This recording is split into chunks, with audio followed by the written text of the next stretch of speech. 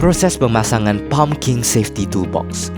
Komponen Palm King Safety Toolbox: PK Blade, PK Safety Cover, PK Blade Holder, Leo Stone, PK Clamp 32mm, PK Clamp 38mm with handle, Allen Screw, Allen Key, PK Gold Pole, PK Holster with strap. Keluarkan PK Toolbox dari bag PK. Setelah membuka toolbox, mulailah proses pemasangan. Masukkan PK Clamp 38mm with handle ke celah sambungan PK Gold Pole 38mm.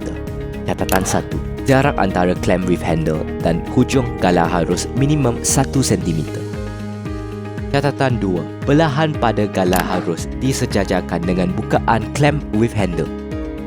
Kemudian, masukkan hujung PK Gold Pole 32mm ke dalam sambungan PK Gold Pole 38mm dengan belahan dan putar pegangan untuk mengunci clamp with handle pada tempatnya. Catatan 3. Setelah mengetatkan clamp with handle, selalu pastikan pegangan diatur ke arah bawah. Masukkan PK Clamp 32mm ke belahan PK Gold Pole 32mm. Lalu, masukkan sepenuhnya PK Blade Holder yang telah digabungkan ke dalam PK Gold Pole 32mm. Catatan 4. Jarak antara clamp dan kepala blade holder harus minimum 1 cm. Seterusnya, masukkan seluruh bahagian pegangan pada PK Blade dengan PK Safety Cover ke dalam bahagian tengah PK Blade Holder. Masukkan Allen Screw ke dalam lubang skru PK Blade Holder.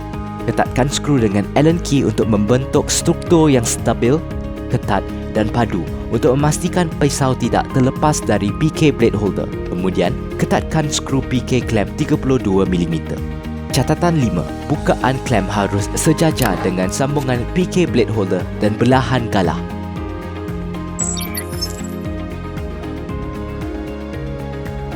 Untuk menggunakan PK Blade, lepaskan PK Safety Cover dari hujung PK Blade dan mulailah penuaian.